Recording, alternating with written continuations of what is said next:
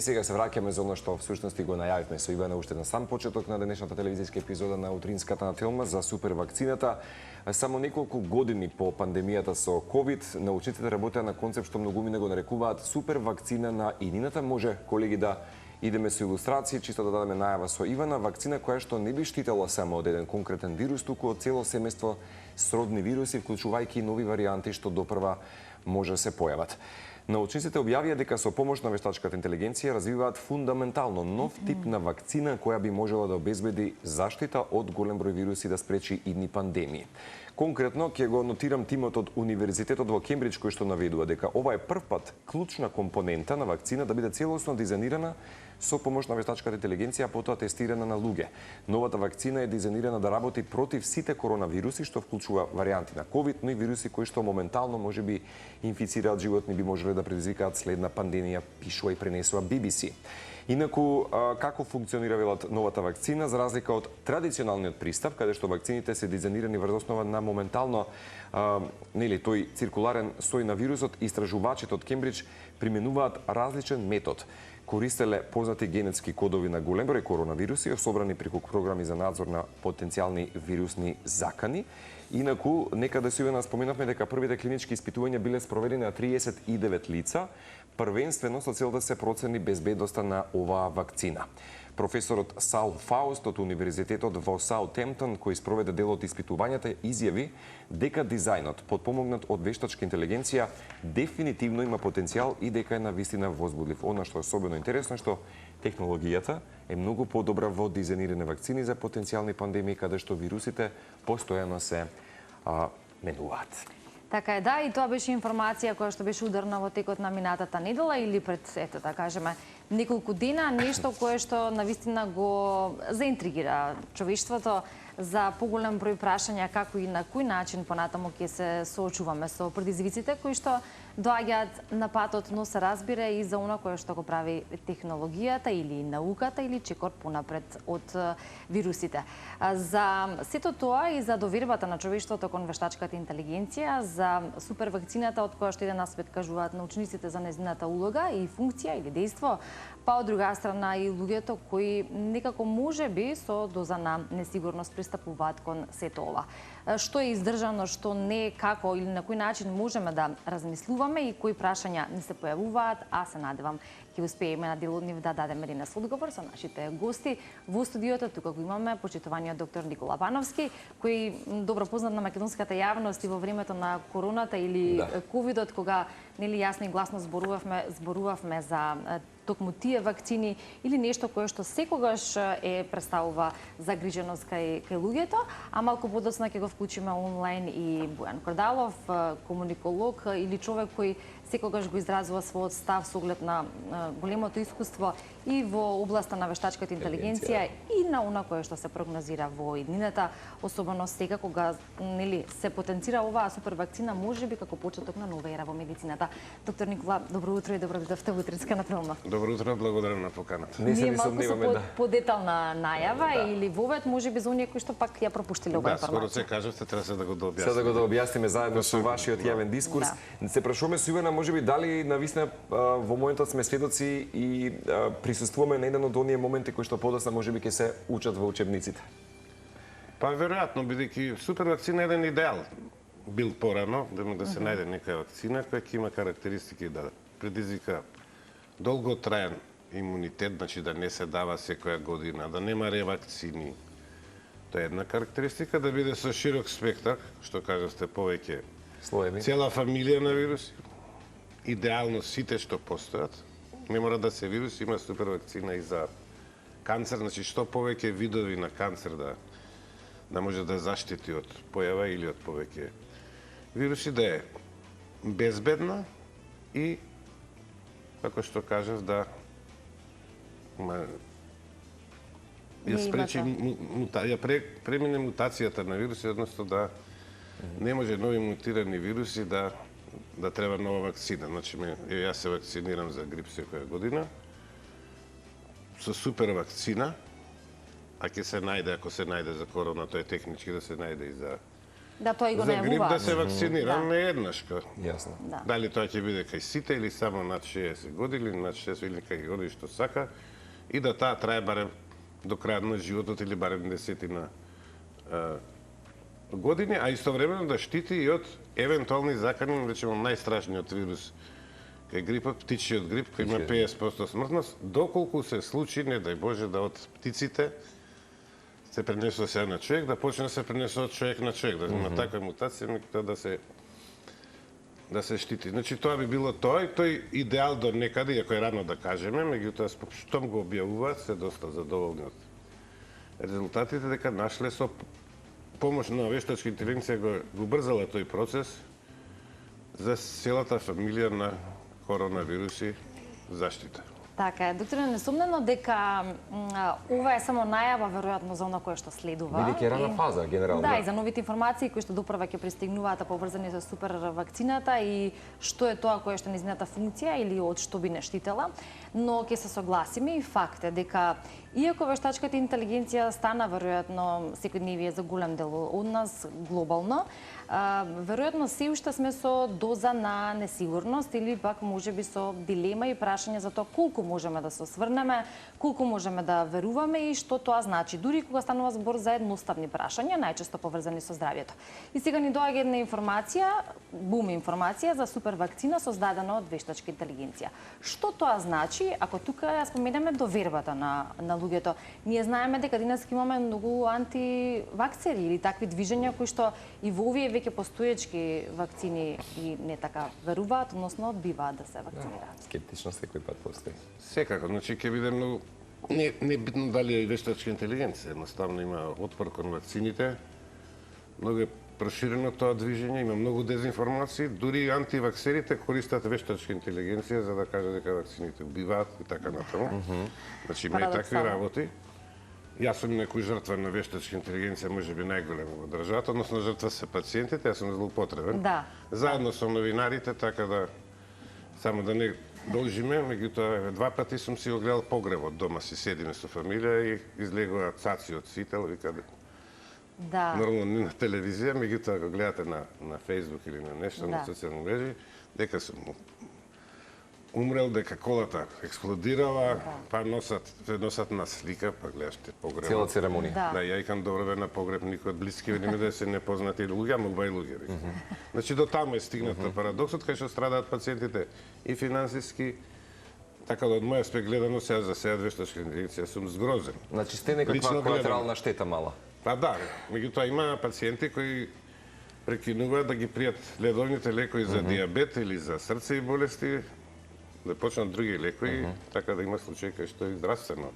За жал, заштитата за сега е никаква, многу мала. Значи, што се однесува до вакцините, она што се случи за време на ковидот, треба децени за да се вратиме кај што бевме претходно. Убави си беа вакцините доброволни, луѓето си оде и у Врање да се вакцинираат. Од која почнаа тие сертификати, тие глупости, од која нашава комисија каже ако прележиш по 45 дена мора да се вакцинираш, си прележал, у најмал се 45 дена пак да се вакцинираш за да дојдеш у странство. Од која почна Спутник не важи, кинеска не важи, само оваа важи. Кај што наши студенти по 3-4 пати се вакцинира од болест која апсолутно не ги напаѓаше младите. Мислам, ги напаѓаше, меѓутоа не умира. Тоа да се вакцинира не бебиња. Се тоа и тие сертификати до тој степен, со право до некаде, е подигнала антиваксерска кампања, да сега уште не може да не смете да кажете, еве јас сега кога ќе кажам, ќе кажа дека ќе се пресметаат со мене, дека ми памтат, не знам зашто иако бев од тие што кажува дека вакцините не треба да се дадат кај млади луѓе, сам си се вакцинирав 3-4 пати. И сум задоволен, може сум ми го спасил животот. Да кажам дека тие се добри, тоа не смете денес да кажете. Ќе бидете нападнати. А фактички тие МРНА вакцини со сите проблеми се успешни вакцини. Така да многу ќе биде тешко ова. И треба да се оди доброволно. Значи што би значило за да речеме коронавируси? 30% би се намалиле да нема пандемија. 30% би се намалиле настинките. Ако најдат таква вакцина за друга фамилија, РСВ, респираторни синцитски вируси, така натаму. Замислете дека мене уште ми трае настинка 2 недели. Замислете како би бил животот кога не би имала настинки, колку помалку би имала боледување, колку би се кренал квалитетот, или замислете на бебињата кои 10 пати просечно болуваат од настинка да немаат настинки и така натаму. Значи тоа би било револуција без да зборуваме за овие тешки болести. Меѓутоа се тоа треба да се спроведе не со присила, бидејќи присилата ќе направи да апсолутно тенденцијата знае да биде контраефективна. Новост, уште што кажеме за супервакцина и на начинот на давање, овозможува значи да биде без шприц, без боцкање на кожата, кој што некои викаат орално да се... Не, ова не орално, ова е со исто на кожата. Добро. Меѓутоа не влегува игла, туку needle free jet се вика тоа, со висок притисок. Многу ситни молекули проаѓаат во кожата, без да има отвор. Значи тоа се допират кожата, се стиска и тие влегуваат во кожата таа вакцина ДНА. Инаку да спомнеме дека вакцината е, и тоа многу ќе има реакции, ДНК вакцина. Значи се бризгува во човекот, било со инекција, било со висок притисок, без убод, во кожата се внесуваат делови од ДНК. Сега ќе почнат тука дека ДНК ќе влезе во... Значи, да објасниме технички. Со помош на вештачка интелигенција од илјадници или милиони гени на вирусите, собрани заедно, со помош на вештачка интелигенција, која побрзо ги обработува податоците, е одбран еден антиген, еден код генетски, кој е заеднички за сите тие коронавируси, значи сите го имат, од тој смисол би штител од сите, и кој се од децени, колку што се знае за коронавирусите, не мутирал. Значи, тој не мутира. Значи, кој ќе мутира нешто кај SARS-CoV-2, нема да биде тој ген. Во основа на тој ген е создадена ДНК, плазмитска ДНК, значи не се убризгува антигенот, кој го пронашло вештачки интелигенција. Туку во основа на антигенот е најдена ДНК која ќе го создаде во нашиот организам. Таа се бризгува, таа влегува во клетките, бидејќи ДНК мора да влезе и во јадрото, од таму препишува МРНК и потоа тие клетки почнуваат да го произведуваат. Значи, кој на мала репродукција. Да, нашите клетки го произведуваат тој антиген, кој вештачка интелигенција го одредила, и се создаваат антитела и се создава клеточен имунитет, значи тие Т-лимфоцити, кои ќе го памтат и ќе не штитат понатаму. Тоа е технологијата. Сега прашањето за ДНК, дали ќе се инкорпорира, па ќе направи мутации и така натаму, секако дека теоретски може да се инкорпорира, меѓутоа Институтот за здравје кажува дека тоа мора да биде помалку отколку спонтанни мутации во нашите клетки, поретко да биде. Да, едно прашање пред да го вклучиме почитуваниот Бојан. На оваа тема со мој пријател имам зборено пред извесен период. Мој пријател се уште има нели мала скептичност, прашува, верувам секако на вакцината, меѓутоа дали навистина може да се направи вакцина за вирус кој што се уште не постои, нели, кога би биле прагматични за иднината, а нешто би се појавило. Па се смета за вирус, баш дека нов вирус ќе се појави, мора да е он сроден од негде, мора да произлезе. Да произлезе, меѓутоа ако од 40 години колку што знаеме за коронавируси, овој антиген, овој дел од вирусот кој имаат сите, се смета дека новиот кој ќе произлезе од тие, од таа фамилија ќе го носи тој стабилен антиген кој вештачка интелигенција помош на неа од милиони секвенции на различни вируси го одбрала.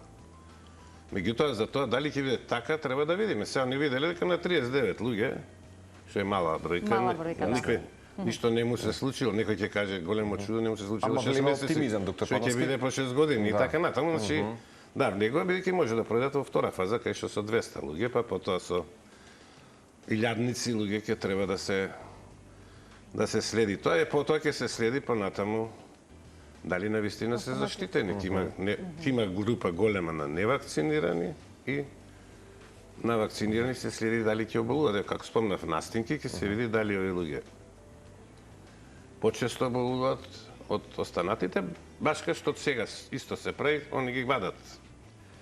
Те лимфоцитите гледаат дали има антитела, тоа дека теоретски би можело лабораториски да се докаже дека вакцината е ефикасна. Меѓутоа, главното е во пракса дали навистина ќе штитат и навистина нема да има долгорочни несакани ефекти. Да.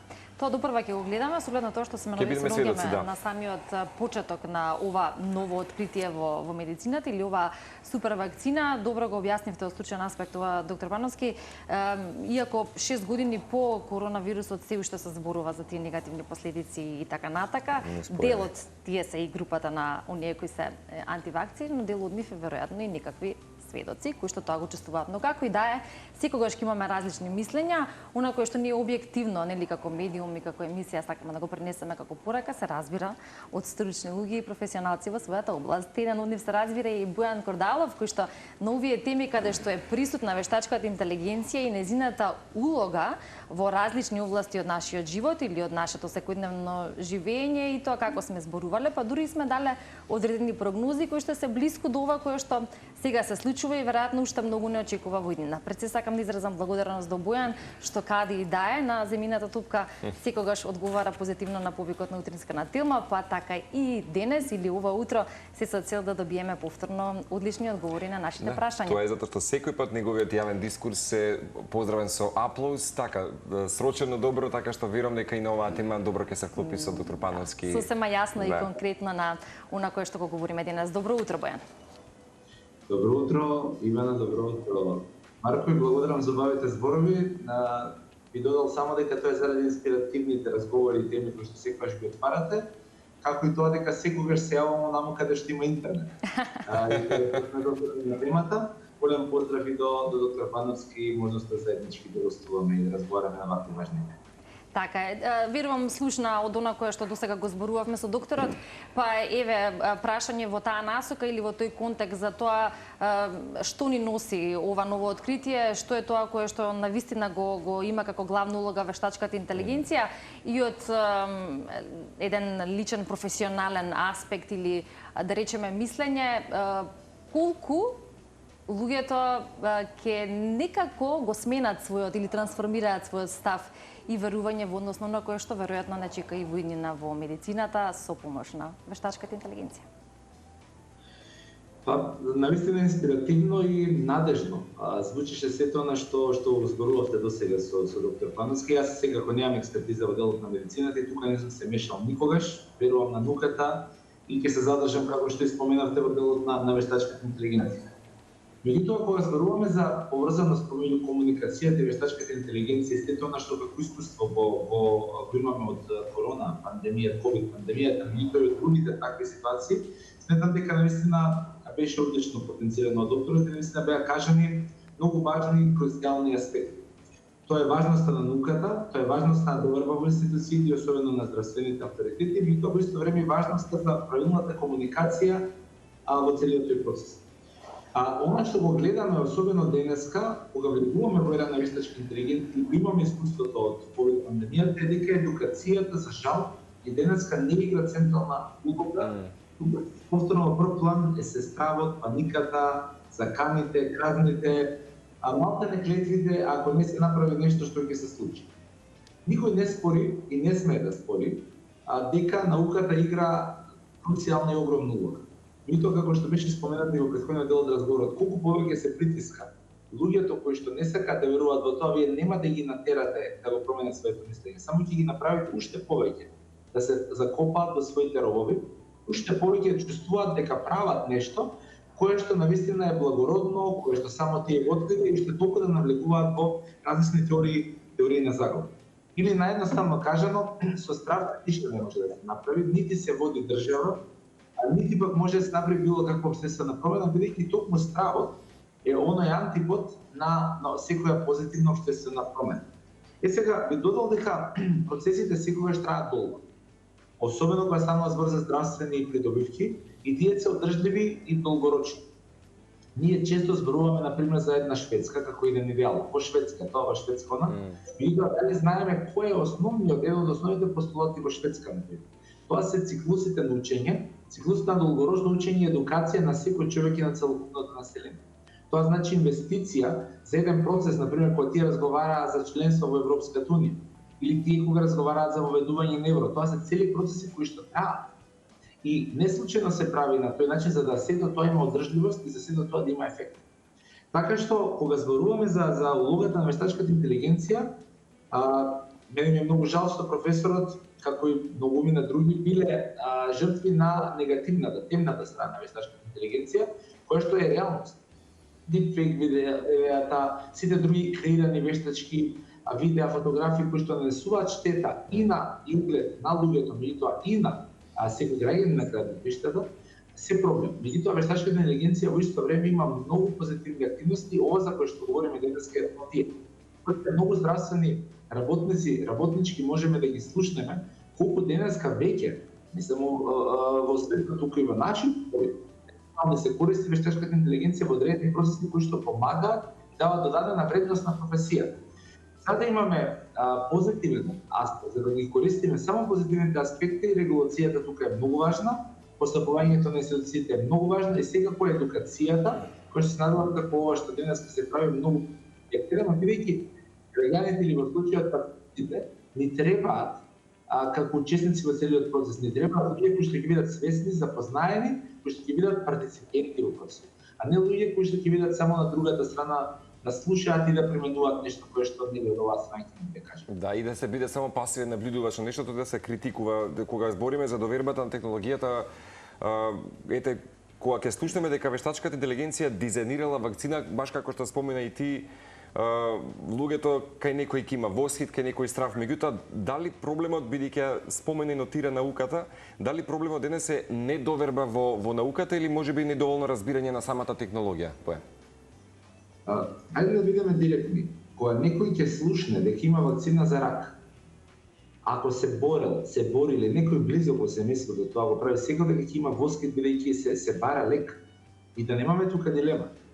И луѓето многу често кога има и критики по медиумите што се прават за лек, можеби е штетно и тешко, меѓутоа човечки мора да разбереме дека секоја личност бара решение, бара лек, тоа е екзистенционална природа. И токму затоа велам дека науката мора да биде во прв ред напред. Треба да едуцира, да објаснува, да вклучува. Бидејќи знаете како докторите или здравствените работници, научниците се тие што ја знаат и формулата и се. Јас нити знам, нити претендирам да знам формула на лек. Меѓутоа, за да изградиме врската, за да изградиме довербата, тие луѓе и авторитети мора да ги вклучат луѓето и да ги објаснат работите, бидејќи на крајот на криштата од успехот колку повеќе луѓе ќе вклучите и убедите, зависи колку одредено откритие ќе биде успешно. И само уште една работа во делот на комуникацијата и наративот.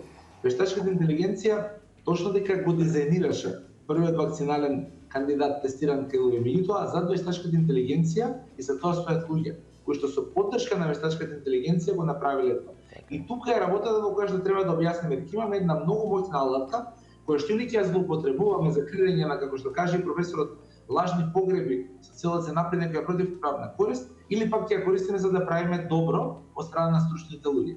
Во случајот зборуваме за нешто позитивно и се надевам дека наистина ќе разбереме улогата и фокусот каде треба сето тоа се стави за да имаме позитивни ефекти пред се за луѓето, бидејќи се што се прави и позитивно и негативно на крајот се одразува кај секој од нас, кај секој човек.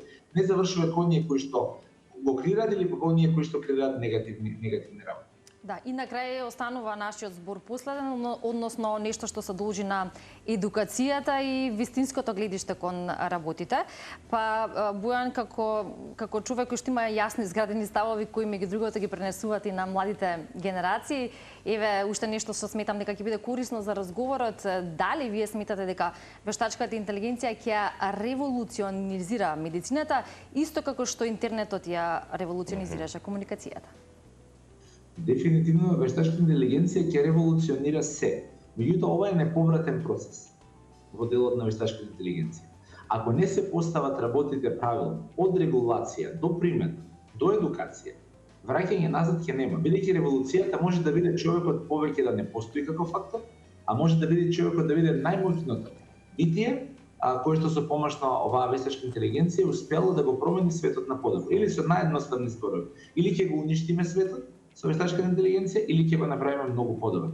Тоа зависи од тоа како ќе се примени. Ова е алатка. Ова е најобична алатка која што е супер моќна. Сега дали ќе дозволиме да надвладе, дали ќе дозволиме да уништи или па да промени, зависи во овој момент од човекот. Ова е неповратна шанса која што мора да се искористи правилно. Да, Бојан, претпоставам дека ваквите технологии ќе направат еден пресврт од реактивно кон едно превентивно здравство веројатно во иднина, наместо да чекаме пандемија да се подготвуваме однапред. Меѓутоа околу етичките дилеми кои што некој од нас ги има, веруваш дека влегуваме во период кога ќе мора да развиеме и нови етички правила за употреба на вештачката интелигенција во самата медицина веќе? Прво мислам дека треба да воспоставиме правни правила на секаде, вклучително во медицината како ќе се користи вештачката интелигенција, посебни правни правила, бидејќи за разлика од другите механизми каде што правото можеше целосно се толкува со други одредби да се примени со претходни одредби, мислам дека вештачката интелигенција бара сериозна регулатива. Европската унија малтене на месечна, двомесечна основа произведува и тестира акти кои што ги става во функција. Мислам дека треба да ги следиме, мислам дека мораме да се подготвиме за тоа. И уште една работа, потоа доаѓаме до онаа етичка примена, која што ќе биде во склад со законите. Меѓутоа, за да бидеме сигурни дека никој човек нема да биде злоупотребен, да бидеме сигурни дека овие моќни алатки нема да паднат во раце и да бидат охрабрувани луѓето кои што сакаат да направат негативни или недозволени дејства, да може тоа да го прават, навистина е потребна пред се правната регулација која што ќе се базира на едно визионерство. Не може да се донесе правен акт за вештачка интелигенција кој што се однесува на вештачката интелигенција денес. Ова е само почеток на она што може да го видиме од вештачката интелигенција. Сите ние користиме, пребаруваме, уште пред 5-7 години, ајде да видам како ќе изгледам како стар човек, оваа апликација на остариме за 20-30 години или денеска креде таква и таква фотографија, такви, сите ние тоа го правиме. Го правиме најчесто за забава. Меѓутоа, вештачката интелигенција е многу повеќе од забава. Како што гледаме и спасува животи и уништува животи. И спречува војни и води војни. Ви прави буквално сите работи и токму затоа мораме да се вклучиме и мораме да направиме таа регулација, меѓутоа и таа примена да биде навистина во интерес на секој човек или ако сака да се путно на човештвото. Така е, Бојан, на крајите ќе констатирам, односно на ова наше вклучување, ќе го продолжиме разговорот ние тука во студиото, дека едноставно треба одговорно да се однесуваме и кога ја употребуваме вештачката интелигенција и се разбира едуцирано или информирано да навлеземе во она кое што ни се нуди како информација, а понатаму особено кога зборуваме за здравјето и она кое што е почеток како што стои дел нашата тема во една нова ера на медицината. Благодариме за ова вклучување, посакуваме пријатен ден, многу успех и со поздрав до следната наша средба на ваков начин или пак може ли во студиото. Со задоволство, јас ви благодарам од срце, прекрасна тема, секоја чест за едукацијата и сето што го правите на дневна основа и посакувам убав ден на вас и успех и се едно. Убав ден, Бојан, благодариме. И ќе се надоврземе на она кое што го споминавме досега со Бојан, докторе, во однос на тоа законска регулатива, правилник, да. Да, нешто кое што веројатно ајде ако претпоставуваме дека допрва би требало да стигнува поискристализирано, но до тогаш веројатно голем број дезинформации ќе не обкружат, но исто така и дел од нив веројатно ќе бидат примени од страна на скептични луѓе или оние кои што имаат малку поголема доза на скептицизам. Како науката да го објасни тоа на оние кои што се поскептични на ова прашање? Секој голем научен напредок нели има своји ризици секој пат. Секако да. Мислам, многу пронајдоци се направени. А мора да постојат тие работи. Некои настрадале од тоа, дури истражувачи или некои пациенти кои биле доброволци. Меѓутоа, за тие многу не се пишува, меѓутоа на некој начин под наводници се жртвувале за откритија. За откритија. Сега тоа е поретко, бидејќи многу повеќе се внимава. Значи, навистина е тежок овој начин. Мој пристап е само без притисок. Бидејќи еден научник кажа, за време на ковидот, антиваксерите се многу опасни. Меѓутоа, поопасни од нив се вакциналните фанатици. Тие што сакаат да вакцинираат све што оди, што движи и така натаму без никаква предходна проверка, значи, не можете евалуација. наоѓате вакцина одлична на ковид, меѓутоа има лоши страни. Лоши страни што вакцинираниот повеќе ја пренесува болеста од невакцинираниот. Значи, бидејќи се движи. Меѓутоа спасува од смрт и од тешки последици. И на таа сознание, место да се признае, вие кажувате, овој нема да влезе у кафич, овој не сме да оди да патува, не сме да оди во авион, а повеќе ја пренесува болеста од други. И се како да веруваме. И прават штета која децении треба стрпливо да се спречи, дека тоа нормално го поврзуваат со финансиска добит на тие што ги произведуваат вакцините и така натаму. Така да многу тешко ќе биде. Затоа треба постепено и кога ќе почнат вакцини, да речеме, кај деца, за настинки, да се види дека овие група на деца не оболуваат, треба години, 5-10, а други оболуваат и дека доброволно би се вакцинирало, без никаков притисок. Зборам за овие болести кои не предизвикуваат смрт или нема опасност од пандемија. Друг е пристапот кај пандемија, зависи од вирусот. Нормално ако се најде за ебола, бидејќи покрај корона, се смета дека прво ќе се најде ваква супер вакцина за инфлуенца, за грип вирусите и за групата на ебола вируси која сега е актуелна. Таму можеби ќе треба и задолжителна вакцина, бидејќи се штити човештвото, ширењето и така натаму. Меѓутоа навистина тешко ќе оди тоа. Да, поставина се... Бидејќи не е само вакцината. Ние имате маса луѓе што викаат, абе, доста со таа наука. Науката не уништи. Забранете науката, мислам. Го инхибираат зборот наука да влезе во нивниот свет. Не признаваат дека имало ковид. Значи, земја која имаше највисока, меѓу првите 5 земји од ковид, во кој умреа за 2 години 17.000 луѓе, 17.000 луѓе. Значи, ако умираат 20.000, тие 2 години умираат по 25-6, они кажа дека не постоела болеста. И се упорни во тоа и така натаму. Значи, многу ќе биде внимателно, треба и тешко да понатаму се оди. Ваше прашање сега, чисто онака лаички, вели, како може нешто да обезбеди контрола, а и добар одговор да саде позитивен, кога првата клиничка студија или првата фаза била само спроведена на 39 души? Зошто не повеќе? Се разнишува довербата. Нормално. Си има протокол, значи почнувате со најмало минимален број. Тие луѓе што ќе се збиде. Не велат за популација од 8 милиарди. Зошто 39 број баш на број? Ама тоа е прва фаза. Значи прва кај овие дел од вируси делуваат на животни, па се прават експериментални модели. Така?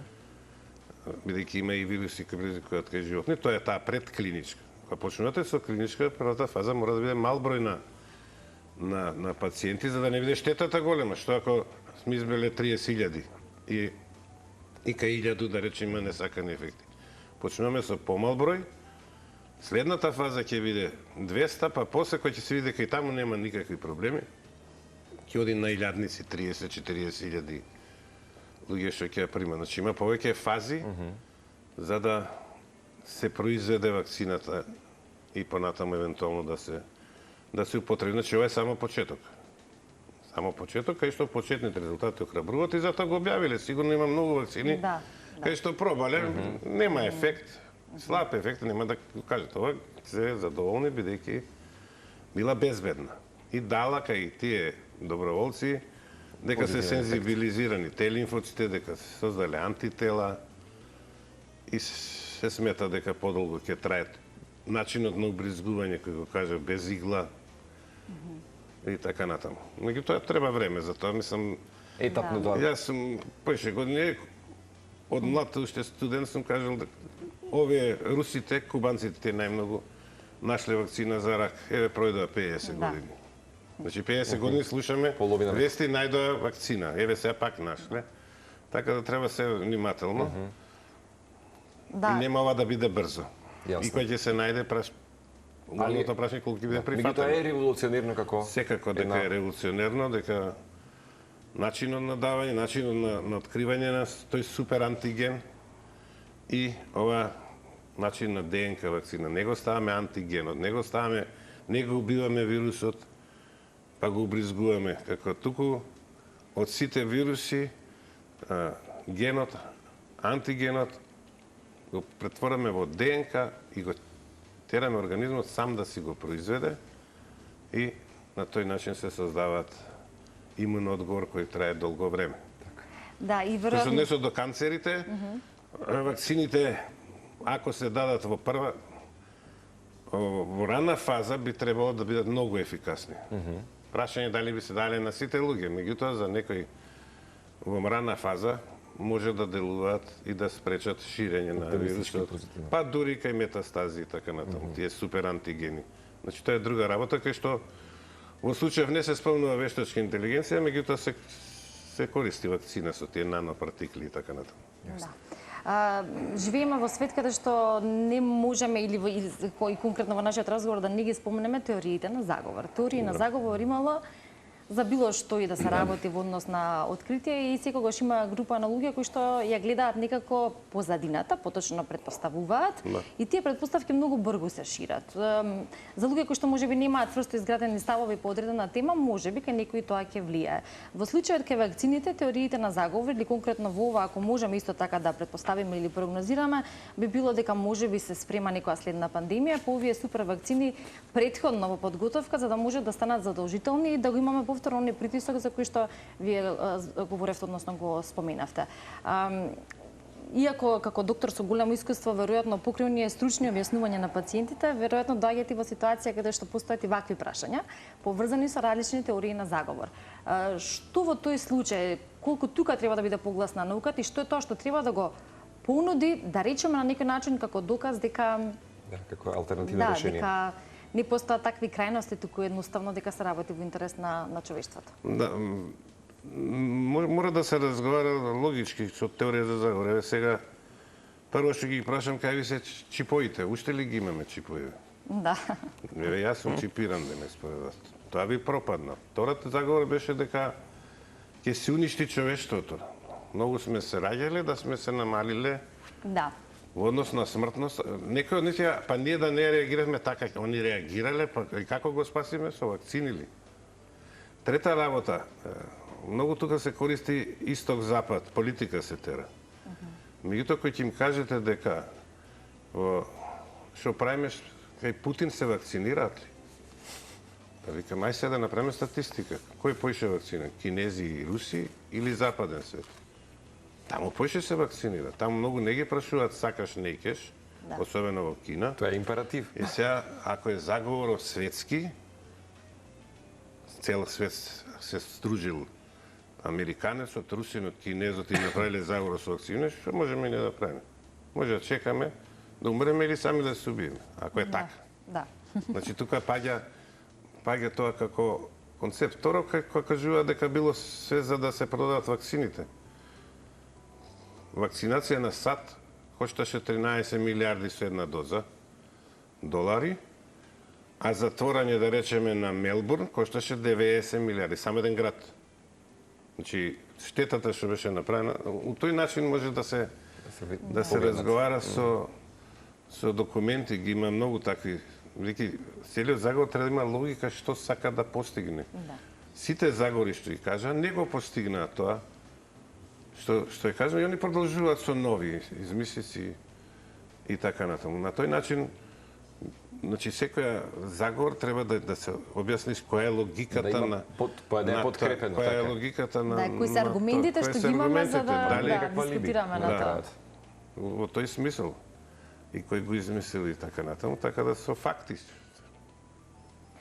Како општество, еве, ако може и глобално да споменеме, но и ние како општество, колку сме далеко од тоа така да ги перцепираме работите, односно да бараме аргументи за она кое што се нуди можеби како теорија на заговор, да размислуваме со своја глава, најчесто велиме, и што е најважно, да ги добиеме вистинските одговори од стручни лица, не од можеби група на луѓе кои што се обидуваат со некое свое логично размислување или објаснување да дадат контра одговори.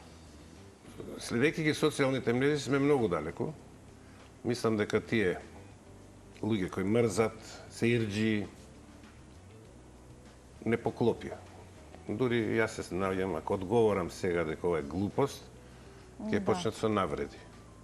Нема што многу да ми најдат, меѓутоа дека сум бил платеник, ти памтиме тебе, не знам, платеник сум, јас што сум се откажал сите хонорари за тоа време, што сум донирал и се бесплатно сум работел, на тоа ниво сме сведени да, што викаше Иво Андрич, лудите ги стера или ги поклопија питомите, да ти е страв да кажеш свое мислење, бидејќи ќе имате стотина коментари против, гледаме по социјални медии луѓе што и биле заслужни, и донирале.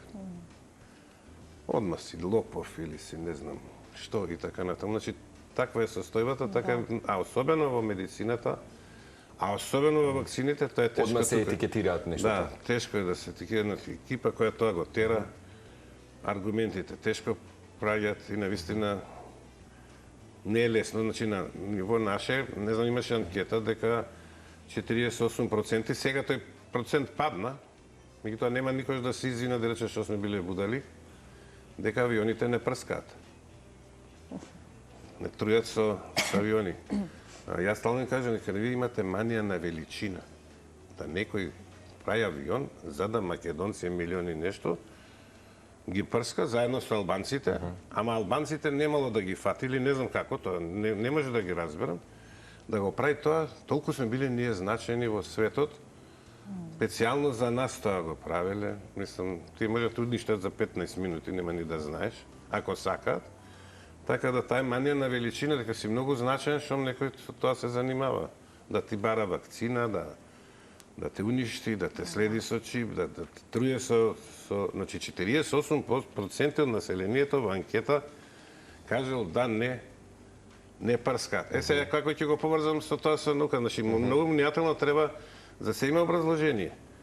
Нашите власти, зашто ја жестоко реагирав, за време на ковидот кажаа дека треба надвор да се носат маски, на отворено. Дури казнува. Човек со логика ќе каже, очигледно не прскаат со вирусот, штом власти вика надвор да носиме маски. Тоа прскање со вирус, испадна прскање со отрови и така натаму. Значи, многу внимателно треба. Кој води некој работи, кој каже такви, за жал туку учествуваш и светска здравствена во некои работи. И тие проблеми да не ги повторам, навистина тешко ќе биде да ги... Да, доктор Пановски, кога говориме апропо за денешната тема супервакцина, дали сме близко можеби до револуција споредлива со откривањето на антибиотици можеби во минатиот век? Споредбено некако. Па, може да биде, да. Меѓутоа, ова е повеќе превентивно, дека антибиотиците спасува. Значи, таму имаше одма, имаме сики 42 кај што девојче умира пред смрт, и се дава пеницилин и се спасува. Имаме случај кај што имаме неколку стоти циљади американски маринци, 45-та година, болни од сифилис, прв стадиум, тешка болест, од која се умира. Ми се дава пеницилин, освен некои алергични што умреле од анафилакса, сите понатаму немаат втор стадиум.